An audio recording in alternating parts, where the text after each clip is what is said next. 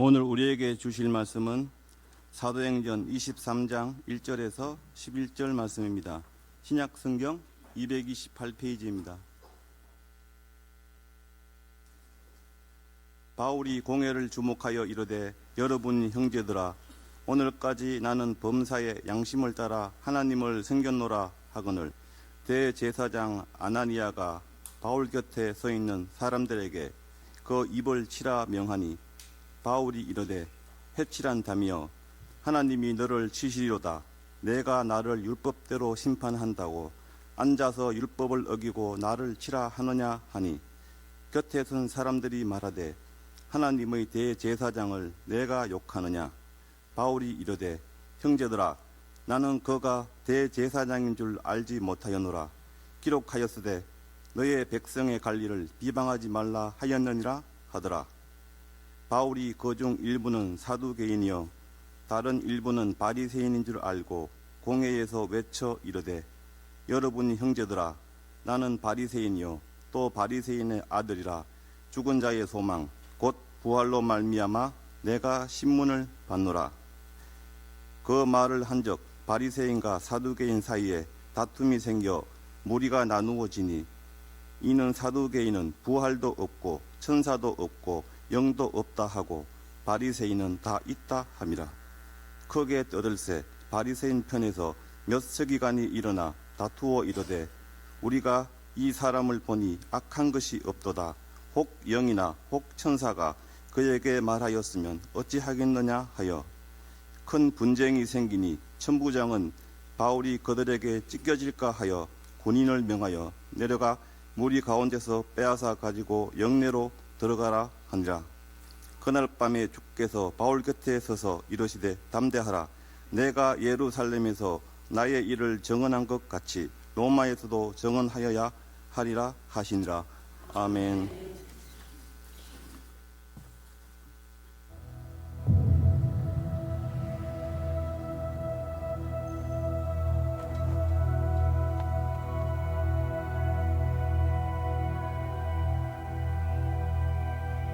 오순절이 다가오며 절기를 지키기 위해 유대인들이 예루살렘으로 모여들고 있었다.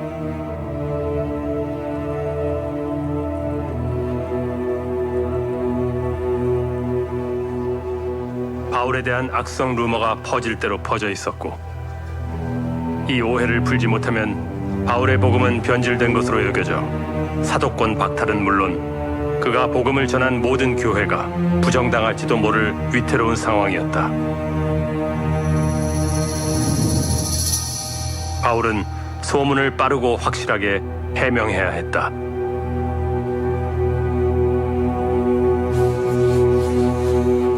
야고보 사도가 한 가지 방법을 제안했다.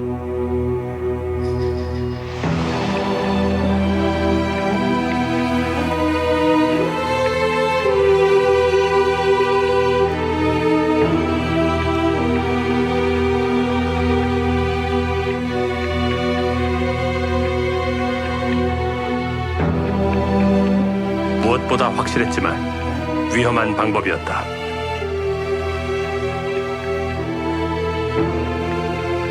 바울은 성전에 올라가 형제들의 결례에 참여했습니다. 율법을 지키는 바울을 보았다는 소식이 널리 퍼져 그에 대한 억지 소문이 잠잠해지기만을 기대했을 겁니다. 걱정했던 모든 문제가 잘 해결되는 듯 보였습니다. 그러나 바울은 자신에 대해 예언된 고난과 결박을 잊지 않고 있었습니다.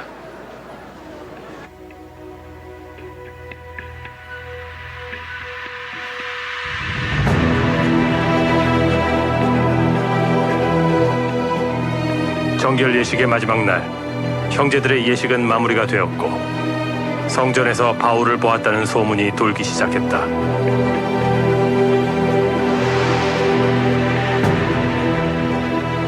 이제 비용만 지불하면 모든 것이 끝이었다.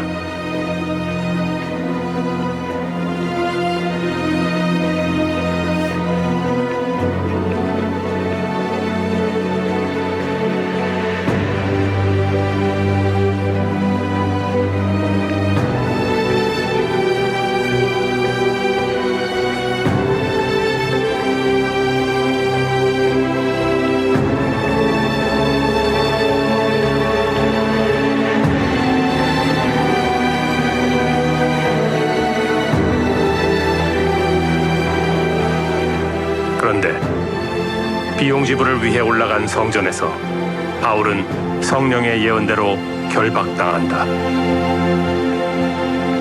그를 알아본 불신 유대인의 모함이 있었고 큰 소동이 벌어지자 출동한 군인들에 의해 체포되었다. 이는 어쩌면 바울의 생명을 보존하신 하나님의 손길이었을지도 모르겠다.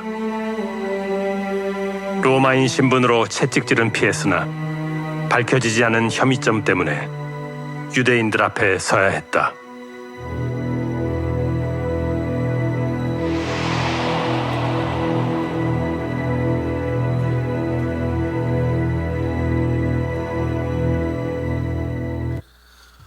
바울은 예루살렘에 와서 결박을 당하게 되었습니다. 그리고 산헤드린 공의회에서 재판을 받게 되었습니다.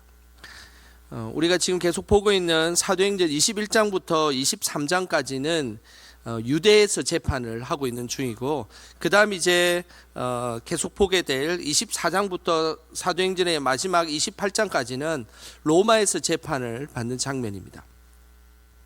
이런 와중에 유대인들은 사도 바울이 유대 재판에서 판결받기를 원했습니다. 유대 재판에서 판결을 다 받고 사도 바울을 죽이려고 하는 것이 이들의 속셈이었습니다. 자신들은 유대 재판에서 이것을 다 끝내려고 했지만, 만약에 사도 바울이 유대 재판으로 끝나지 않고 로마 재판까지 가게 된다면 가는 도중에 자객을 심어서 사도 바울을 죽이기로 결심을 한 것이었습니다. 이런 사도 바울을 죽이기로 결심한 사람들이 12절과 13절에 나옵니다. 우리 같이 함께 읽어보겠습니다. 날이 새매 유대인들이 당을 지어 맹세하되 바울을 죽이기 전에는 먹지도 아니하고 마시지도 아니하겠다 하고 이같이 동맹한 자가 40여 명이더라. 바울을 죽이기로 결심한, 먹지도 않고 마시지도 않으려고 하는 사람이 몇 명이 있었다고 성경은 기록하고 있습니까? 40명 맞습니다. 40명이라는 많은 사람이 사도 바울을 죽이려고 했던 것입니다. 1차적으로 이 유대 재판에서 사도 바울을 죽이려는 것이 1차 목적이었고, 만약에 이 1차 목적이 달성하지 못하면 로마 재판으로 가는 도중에 40명의 이 자격들이 나타나서 사도 바울을 죽이려고 하는 것이 그들의 목적이었습니다. 결국 사도 바울은 유대 재판에서 죽거나 로마 재판을 받으러 가는 중에서 죽거나 이런 절대 너무나 힘든 가운데 있는 운명에 처하게 되었던 것입니다. 이런 죽음의 위기 상황에서도 사도 바울은 담대함을 잃지 않았습니다. 우리도 어떤 순간에도 매 순간 우리에게 어려운 일들이 있을지라도 늘 담대하시기를 주님의 이름으로 축복합니다. 사도 바울은 재판을 받아도 죽을 위기에 처했고, 재판을 받지 않아도 로마를 가는 중에 죽을 위기에 처해 있었던 것입니다. 이런 상황에서도 사도 바울이 중심을 잃지 않고 담대하게 살아갈 수 있었던 이유는 무엇일까요? 오늘 그 내용이 본문에 고스란히 다 드러나 있습니다. 먼저 사도 바울이 담대함을 잃지 않았던 첫 번째 모습이 1절에 보면 그 모습이 나옵니다. 우리 같이 1절 같이 함께 읽어보겠습니다. 바울이 공회를 주목하여 이르되 여러분 형제들아 오늘까지 나는 범사의 양심을 따라 하나님을 섬겼노라 하거늘. 사도 바울이 담대함을 잃지 않았던 첫 번째 이 요소는 다른 것이 아니었습니다. 양심을 따라 하나님을 섬겼다고 성경은 말씀하고 있습니다. 여기서 이 양심을 따라서 하나님을 섬겼다는 이 표현은 그냥 내 스스로, 자기 스스로 나는 양심적이다라고 이야기하는 그 정도의 의미가 아닙니다. 양심을 따라해서 이 양심은 헬라어로 슈네이 데세이라는 단어를 쓰는데, 이 슈네이 데세이라는 이 단어는 함께보다 함께 알다라는 뜻입니다. 이것은 개인 자신이 나는 하늘을 우러러 한 점 부끄러움이 없습니다 라고 이야기하는 것이 아니라 공동체 차원에서 모든 사람이 이 사람의 양심을 보면 정말 부끄러울 것이 없다라고 인정해 주는 양심, 그 양심이 바로 슈네이 데세이라는 양심의 표현입니다. 사도 바울은 늘 공동체가 인정하는 양심적인 인물이었습니다. 선한 양심으로 사역한 사도 바울의 모습이 성경 곳곳에서 나오는데 그 대표적인 모습이 사도행전 20장에 잘 나옵니다. 사도행전 20장 33절, 34절 우리 화면을 보시면서 함께 읽어보겠습니다. 내가 아무의 은이나 금이나 의복을 탐하지 아니하였고 여러분이 아는 바와 같이 이 손으로 나와 내 동행들이 쓰는 것을 충당하여. 사도 바울은 금전적인 부분에서 전혀 양심에 끄리낌이 없었습니다. 사역한 교회에 관련된 은이나 금이나 의복 이런 것들에 대해서 탐한 적이 없었다라고 고백하고 있습니다. 이 양심의 고백은 혼자서 한 것이 아닙니다. 그래서 34절에 보면 여러분이 아는 바와 같이 라는 표현을 쓰고 있는 것은 내 스스로가 그냥 양심적이다라는 이 정도 수준이 아니라 그 함께 생활했던 공동체 식구들이 다 알고 있다는 것입니다. 사도 바울은 은이나 금이나 의복을 탐하지 않는 참으로 양심적인 인물이다라는 것을 공동체가 다 인정하는 그런 모습으로 믿음 생활을 하고 있었다는 것입니다. 사도 바울은 자신이 선교할 때 자기 스스로에 쓸 것을 충당하며 선교를 감당했기 때문에 교회에 물질을 탐할 필요가 없었습니다. 이런 양심적인 선언은 단지 사도 바울 개인뿐만 아니라 사도 바울을 알고 있던 모든 사람들이 다 인정하는 양심의 청결함의 모습이었습니다. 사도 바울의 양심은 개인을 넘어서서 공동체가 인정하는 양심, 이런 양심을 어떻게 지키면서 사역들을 감당할 수 있었을까요? 그 이유는 사도 바울의 중심에는 항상 말씀이 있었기 때문입니다. 사도 바울은 어떤 순간에도 양심을 지킬 수 있었는 것은 말씀이 그의 중심에 있었기 때문입니다. 그렇기 때문에 주변 모두가 인정하는 양심적인 인물로 살아갈 수 있게 된 것입니다. 그 모습은 오늘 본문에도 잘 나타나 있습니다. 사도 바울은 위기의 순간에 말씀을 지키려고 노력하였습니다. 3절에 보면 사도 바울이 대제사장인 줄도 모르고 대제사장을 향해서 회칠한다며 하나님이 너를 치시리로다 라고 소리치는 장면이 나옵니다. 그런데 잘 보시면 사도 바울이 대제사장인지 정말 몰랐습니다. 그리고 나서 나중에 대제사장인 줄 나중에 알게 된 것이죠. 그리고 나서 사도 바울이 태도를 고쳤습니다. 5절에 그 모습이 나옵니다. 우리 같이 함께 읽어보겠습니다. 바울이 이르되 형제들아 나는 그가 대제사장인 줄 알지 못하였노라. 기록하였으되 너의 백성의 관리를 비방하지 말라 하였느니라 하더라. 사도 바울은 위기의 순간에 말씀의 기준으로 자신의 잘못을 인정하였습니다. 출애굽기 22장 29절 28절에 보면 너의 백성의 관리를 비방하지 말라라는 하나님의 말씀이 있습니다. 대제사장에 소리친 것은 그 말씀을 비추어 보았을 때 내가 잘못했다라고 사도 바울은 바로 그 순간에 자신의 잘못을 말씀을 비추어서 시인했던 것입니다. 이처럼 사도 바울은 항상 말씀을 따라 양심을 지킨 사람이었습니다. 말씀을 기준으로 작은 재물 하나도 사적으로 사용하지 않았습니다. 그리고 말씀의 기준으로 다른 사람을 비방하지 않았던 사람이었습니다. 결국 사도 바울이 이런 선한 양심을 지킬 수 있고 담대한 양심을 지킬 수 있었던 것은 말씀이 중심이 되고 그 말씀에 비추어서 살았기 때문입니다. 그래서 우리는 위기상황이 있을 때에 담대하게 살아갈 수 있는 것은 하나님의 말씀으로 우리가 양심을 지킬 때에 우리는 담대하게 살아갈 수 있는 것입니다. 우리도 늘 하나님의 말씀으로 양심을 지키며 담대히 살아가시기를 주님의 이름으로 축복합니다. 사도 바울이 죽음의 위기 가운데 담대하게 주의 일을 감당할 수 있었던 또 다른 모습이 오늘 6절에 그 모습이 나옵니다. 우리 6절 말씀 같이 함께 읽어보겠습니다. 바울이 그 중 일부는 사두개인이요 다른 일부는 바리새인인 줄 알고 공회에서 외쳐 이르되 여러분의 형제들아 나는 바리새인이요 또 바리새인의 아들이라 죽은 자의 소망 곧 부활로 말미암아 내가 신문을 받노라. 사도 바울이 이 위기 상황에서도 담대할 수 있었던 또 다른 이유는 바로 복음의 확신을 갖고 있었기 때문입니다. 오늘 6절 끝부분에 보면 죽은 자의 소망 곧 부활. 사도 바울은 늘 죽은 자의 소망, 예수 그리스도를 통하여 우리가 소망을 받고 그 예수님 믿는 우리는 예수님이 부활하셨던 것처럼 우리도 하나님 나라 갈 수 있습니다 라는 이 복음의 확신, 복음의 담대함을 사도 바울은 항상 가지고 있었다는 사실입니다. 사두개인들은 부활을 믿지 않았고 천사와 영도 믿지 않았습니다. 그러나 사도 바울은 이 모든 것을 믿고 확신하였습니다. 믿음의 확신은 사람을 담대하게 합니다. 확신이 없고 애매하게 신앙생활하는 사람들은 담대할 수 없습니다. 선교가 땅끝까지 전해질 수 있었던 것은 복음에 대한 담대함, 복음에 대한 확신, 그리고 그 믿음에 대한 확신들이 있었던 사람들이 있었기에 선교가 이렇게 많은 전 세계에 전해지게 되었던 것입니다. 예수님 믿으면 정말 구원을 받을 수 있을까? 정말일까? 이런 생각으로 복음을 받아들이는 사람은 담대하게 살아갈 수 없습니다. 예수 그리스도를 믿으면 오직 우리는 구원을 받을 수 있다는 이 담대함이 우리 안에 있을 때 우리는 땅끝까지 복음을 전할 수 있게 되고 그리고 담대하게 살아갈 수 있게 된다는 사실입니다. 확신은 이처럼 우리를 담대하게 만듭니다. 개포고등학교에 다니는 이환이라는 학생이 있었습니다.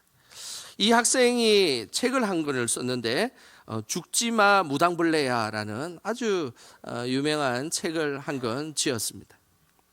이 책에는 실제 이 학생의 이야기가 나옵니다. 이환이 학생이 어느 날 자신의 아파트 옥상에 올라갔는데 옥상의 그 조명을 자세히 보니까 그 밑에 무당벌레들이 다 죽어가지고 그 밑에 시체로 있었던 겁니다. 너무너무 이상했습니다. 다른 벌레들이 아니고 왜 하필 무당벌레만 이곳에 모여가지고 다 죽어 있는지 너무너무 궁금했습니다. 그래서 며칠을 관찰을 했습니다. 알고 보니까 이 조명 때문에 무당벌레가 조명을 보러 몰려왔고 그 조명에 빛과 또 여러 가지 열 때문에 무당벌레가 죽게 되었다는 사실을 알게 되었던 것입니다. 그래서 이제 무당벌레가 죽게 되었다는 것을 알고 난 이후에 그는 이런 확신을 가지게 되었습니다. 무당벌레라는 작은 생명이 떼죽음을 당해도 무관심한 사회라면 그 사회에서 살아가는 우리도 절대 행복해질 수 없다라는 생각을 갖게 된 겁니다. 고등학생이 갖게 된 생각이 참 기특하지 않습니까? 무당벌레가 이렇게 죽어도 아무도 관심이 없는 이 사회라면 이 사회에 살아가는 우리도 절대 행복할 수 없다라는 그 아이의 개인적인 확신을 갖게 되었던 것입니다. 그러면서 그 확신을 가지고 아파트 주민들을 설득해서 옥상에 조명을 좀 끄자고 부탁을 하기 시작했습니다. 그리고 이것도 모자라서 구청에 찾아가서 민원을 넣고 우리 동네 주변에 아파트 옥상에 조명을 좀 끌 수 있도록 해 주십시오. 무당벌레들이 다 죽어가고 있습니다. 그렇게 요청을 했습니다. 이런 일을 하면서 그는 깨달았던 게 무엇이냐면 조명을 끄는 그 자체가 근본적인 해결을 되지 않겠다라는 생각을 하게 되었습니다. 그래서 조명을 만드는 회사까지 찾아가서 지금 당신들이 만드는 이 조명 때문에 무당벌레가 다 죽어가고 있습니다. 사진을 찍어서 그것을 막 들고 가가지고 회사에 찾아간 겁니다. 그리고 회사에서도 깜짝 놀란 겁니다. 본인들은 한 번도 그런 생각을 해본 적이 없었던 거예요. 이 조명 때문에 무당벌레가 죽어간다는 사실을 도저히 이해할 수가 없었기 때문입니다. 그리고 나서 이 조명 회사는 다시 여러 가지 연구를 해보았습니다. 그러니까 이 조명에서 나오는 그 독특한 그 어떤 그 전파 자체가 무당벌레를 끌어들이게 만들었고 그곳에서 무당벌레가 죽게 되었다는 것을 그들이 인정하게 되었다는 것입니다. 그러면서 이것을 어떻게 해결할까 해결할 방법을 찾았는데 그 방법은 특별한 페인트를 조명에 칠하면 무당벌레가 오지 않는다는 것을 알게 되었던 것입니다. 그리고 나서 이환희 학생은 그 페인트를 가지고 온 동네를 돌아다니면서 조명에 페인트를 칠하기 시작했습니다. 그리고 나니까 정말로 무당벌레가 모여들지도 않았고 죽는 일이 없게 되었다는 것입니다. 그래서 그 아이가 썼던 그 이야기를 실제 책으로 지어서 죽지마 무당벌레라는 책을 썼던 것입니다. 작은 고등학생의 확신이 환경을 변화시키는 놀라운 일을 일어나게 됐던 것입니다. 이 학생이 담대하게 주민을 만나고 구청으로 가고 조명회사를 찾아갈 수 있었던 것은 자신이 이 일은 올바른 일이고 합당한 일이라는 확신을 갖고 있었기 때문입니다. 이처럼 확신이라는 것은 사람을 담대하게 만듭니다. 사도 바울도 죽음의 위기 가운데 담대할 수 있었던 것은 복음에 대한 흔들림 없는 확신을 갖고 있었기 때문입니다. 예수님을 믿는 그 믿음이 우리를 죽음에서 천국으로, 소망으로 인도한다는 사실을 사도 바울은 정확하게 알고 있었기 때문에 그 위기의 순간에도 흔들림 없이 담대하게 복음을 전할 수 있게 되었던 것입니다. 우리도 믿음에 대한 확신, 복음에 대한 확신으로 담대하게 살아가시기를 주님의 이름으로 축복합니다.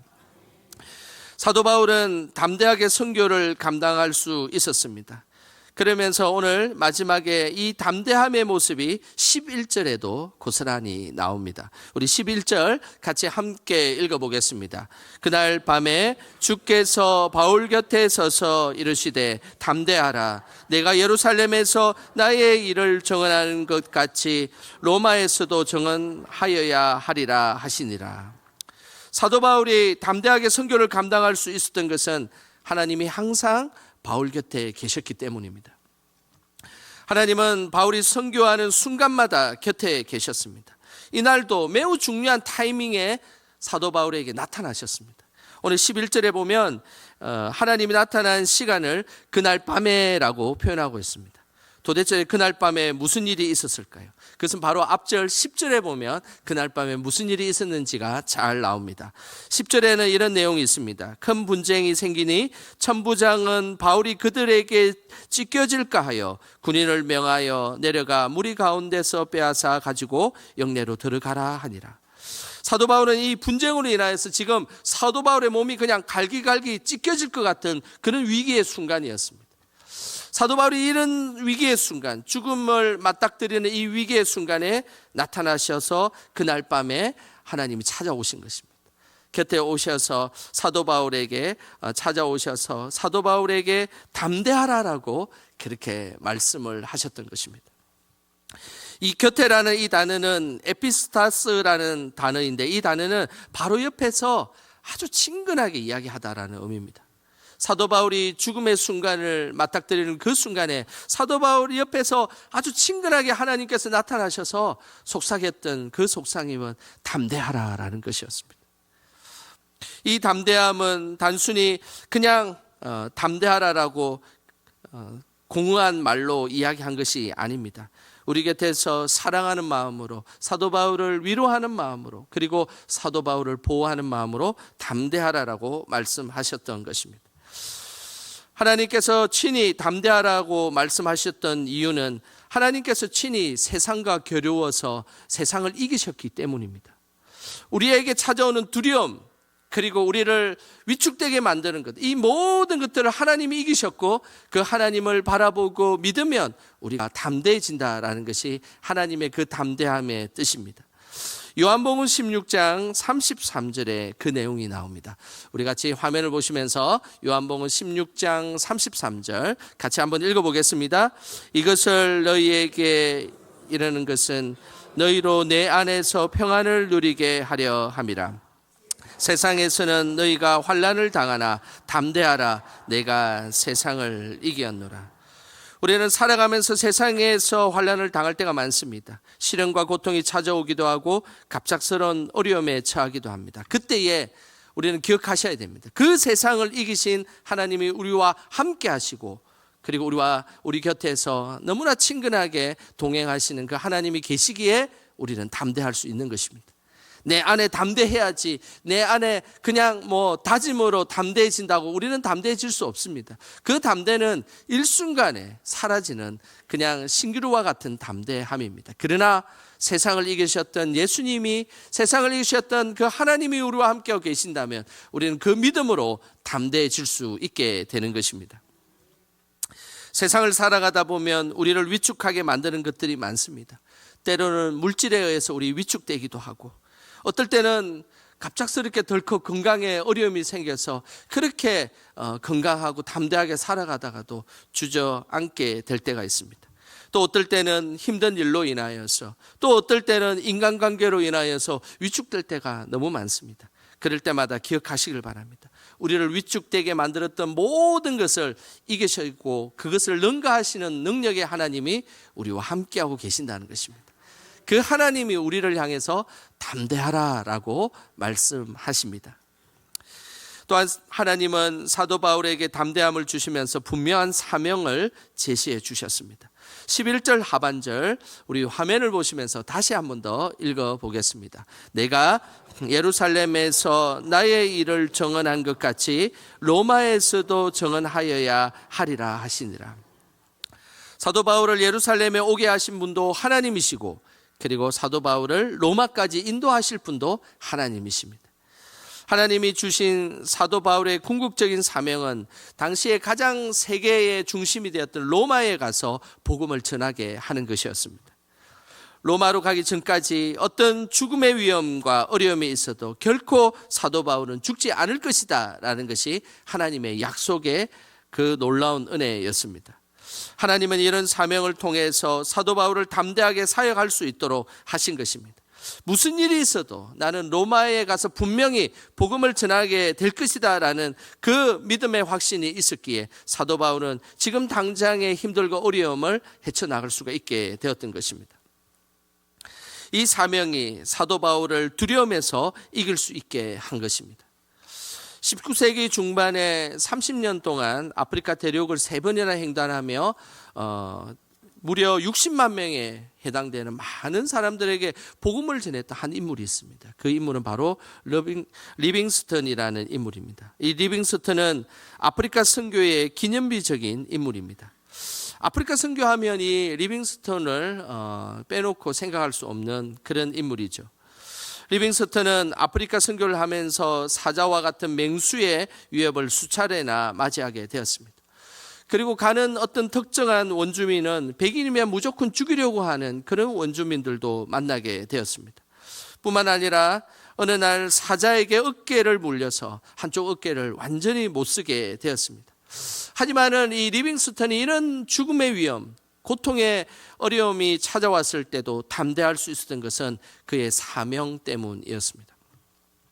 리빙스턴이 이렇게 고백했습니다. 나는 사명을 다 완수하기 전까지는 죽지 않는다라는 것이죠.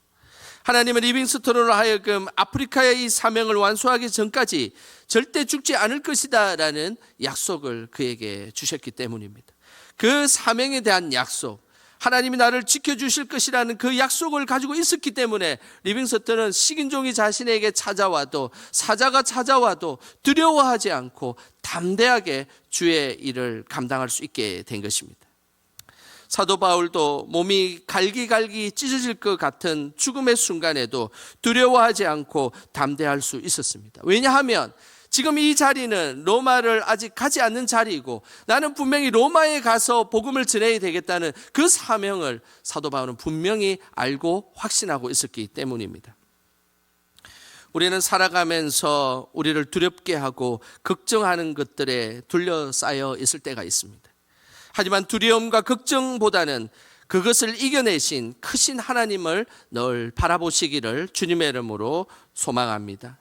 그 하나님이 우리 곁에 계셔서 담대하라라고 말씀하십니다.